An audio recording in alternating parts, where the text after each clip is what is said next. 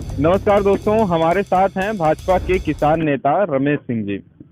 और बात करना बहुत दिलचस्प इसलिए है क्योंकि किसान नेता है, ऊपर से भाजपा के इस बात पर जोर इसलिए दे रहे हैं क्योंकि किसानों का आंदोलन लगभग 1 साल चला और उसके बाद भाजपा ने वापस ले लिया। तो सर से बात करते हैं कि क्या वो उन किसानों के समर्थन में हैं जो बॉर्डर पर थे भाजपा के खिलाफ, पार्टी के खिलाफ, सरकार के खिलाफ। क्या कहते हैं सर?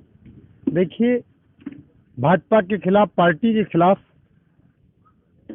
पर मैं ये इतना कहना चाहूंगा कि वहाँ जो किसान थे वो किसान नहीं थे। अच्छा। वो एक प्रायोजित कार्यक्रम था पार्टियों के द्वारा और गुंडों के द्वारा, जिसमें हत्याएं हुई हैं, जिनमें ऑलरेडी, और तो हम भी आज तक आपके सामने खड़े हैं। मैंने आज तक कम से कम 100 आंदोलन किए हैं, 100 आंदोलन। ये मेरे रिकॉर्ड है कि 35 साल की राजनीतिक जीवन में सड़क जाम, धरना आंदोलन कम से कम 100 किए हैं। और स्थितियां ये आई हैं कि कोई भी ऐसा आंदोलन नहीं जो मेरा गलत रहा हो। मैंने हर बात अधिकारी हमारी माने हैं और झुकना पड़ा है शासन प्रशासन को। इसमें मैं किसी भी कीमत पर मोदी जी को हार्दिक धन्यवाद देना चाहूंगा कि उन्होंने ये देखा कि अब स्थितियां ये हैं कि किसानों को वो बरगला रहे हैं। वो झूठे आरोप में, ये देखिए आप, ये हुआ कि वहाँ स्थिति आई कि एक मंत्री का नाम लिए बिना कहना चाहूंगा कि उनके लड़के के द्वारा जो भी किया गया वो निंदनीय है। और ऑलरेडी ये कहना, उनको सफाई में कहना कि उन्होंने कुछ नहीं किया, ये भी मैं नहीं मानता हूँ, इसलिए कि वो दोषी हैं और दोषी हैं, उनको जेल जाना होगा। उस पे थोड़ा सा बाद में बात करते हैं। पहले तो जैसे आपने अभी कहा, वहाँ से दो बातें निकल के आती हैं। पहली ये कि आपने कहा वहाँ पर किसान नहीं थे, गुंडे थे। तो सवाल ये खड़ा होता है, अगर वो गुंडे थे तो सरकार ने उनको हटवाया क्यों नहीं? 1 साल तक दिल्ली के लोग क्यों परेशान होते रहे? सड़क जाम थी, लाल किले पर जो भी ड्रामा हुआ पूरे देश ने देखा। उसके बाद दूसरी चीज, अगर वो गुंडे ही थे तो फिर सरकार को ऐसी क्या मजबूरी थी कि फिर तीनों कृषि कानून वापस लेने पड़े गुंडों से डर के? देखिए, ऐसा है कि भारतीय जनता पार्टी की सरकार है केंद्र में। वो ये नहीं चाहती कि देश में क्रांति हो जाए, खून हो जाए। और ये लोग विदेशी ताकतों से प्रायोजित थे, दूसरी पार्टियों से प्रायोजित थे। इसलिए ये कतई नहीं कहा जा सकता है कि सरकार ने किसी मामले में झुक करके ऐसा किया। सरकार ने जो भी किया वो देश हित में किया। वो जानते थे कि अभी ऐसा होगा तो ये कहीं जातीय संघर्ष फैल सकता है, धार्मिक संघर्ष फैल सकता है, इसलिए उन्होंने ऐसा किया। ये प्रायोजित कार्यक्रम था। ये मैं बार बार कहूंगा, वो किसान हो ही नहीं सकते, वो किसान है ही नहीं। अरे किसान तो वो है जो अपने खेत पर खेती करता है। वो किसान कहाँ, ये किसान कहाँ है जो बैठ करके फर्में चला रहे हैं, जिस किसान नेता का नाम नहीं लेना चाहूंगा, जो मेन रूप से किसान बन करके आया, उस किसान के विषय में इतना जरूर कहना चाहूंगा कि अभी तो खुल करके टिकट मिलने वाला है। वो तो पार्टियां हैं। अरे पार्टी जब टिकट, अरे आपने बहुत अच्छी बात की, जब पार्टी टिकट फुलंदेरी को दे सकती है तो पार्टियां क्या कर सकती हैं? कमाल का काम है। भारतीय जनता पार्टी एक ऐसी पार्टी है जो किसी भी गुंडे माफिया को टिकट नहीं देती है। गुंडे माफिया की बात कर रहे हैं तो गुंडे माफिया होने का आरोप लगता है टेनी जी के ऊपर भी, जो कि मंत्री हैं, और उनके बेटे के द्वारा जो किया गया है। अब तो पुलिस के में भी उसे, जो आगे की जांच चल रही है उसमें भी इसको मान लिया गया है। लेकिन पत्रकारों के साथ अभद्रता करते हैं, इस पर सही जवाब भी नहीं देते हैं, बच रहे हैं बोलने से। और उसके बाद भाजपा, ऐसा नहीं लगता उनको बचाने का प्रयास भी कर रही है? देखिए, इस संबंध में मैं बिल्कुल साफ ये कहना चाहूंगा कि उस मामले में टेनी का लड़का दोषी है, टेनी नहीं।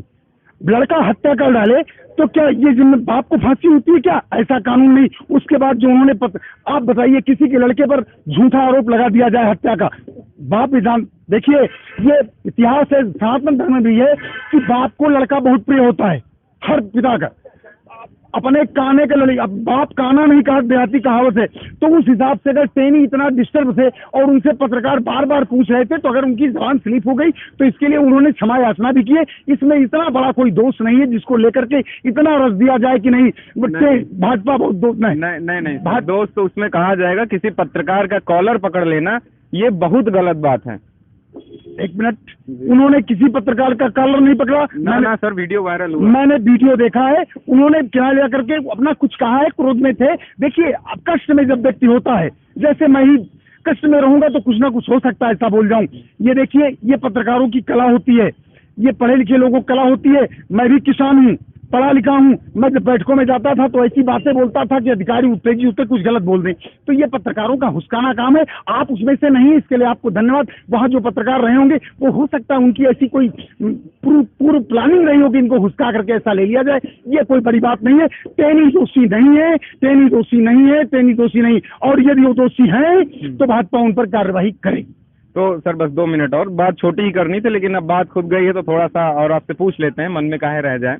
आप कहते हैं कि टेनी दोषी नहीं है, लेकिन जब गाड़ी से एक्सीडेंट हुआ था, उनके बेटे ने किया था जो भी रहा हो, तो उसके बाद उनका बयान आया था कि मैं सांसद बाद में हूँ, मैं मंत्री बाद में हूँ, उससे पहले मैं जो कुछ हूँ यहाँ की जनता मुझे जानती है, 2 मिनट लगेगा मैं सुधार दूंगा।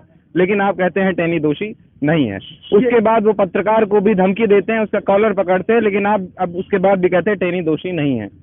और आप ये कहते हैं कि किसी के बेटे को अगर गलत कहा जाएगा, गलत कोई जनता नहीं कह रही है, माना विपक्षी कहते हैं, लेकिन अब वो पुलिस की जांच में भी आने लगा है, पुलिस की जांच ने धाराएं बदल दी हैं।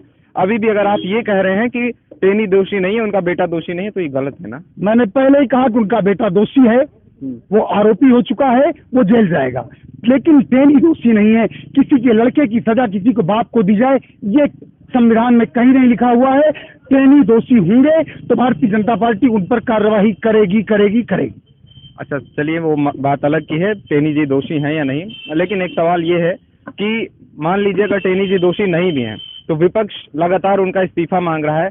आपको नहीं लगता कि जो पत्रकार के साथ किया और जो विपक्ष लगातार इस्तीफा मांग रहा है, इससे पार्टी को नुकसान हो सकता है चुनाव में? विपक्ष के पास कोई मुद्दा नहीं है, विपक्ष शून्य है। विपक्ष विपक्ष ये वही तो विपक्ष है जिस विपक्ष का कांग्रेस का नेता कहता है कि नहीं,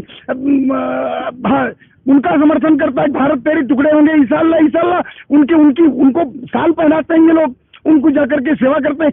ऐसे लोगों की, भारत विरोधी नारे लगाने वालों की सेवा करने वाले कभी देश हितैषी नहीं हो सकते हैं, और वो भारतीय जनता पार्टी का विरोध करने वाले है ही नहीं है, इसलिए कि उनका चरित्र मर चुका है। धन्यवाद। चलिए, बहुत बहुत धन्यवाद।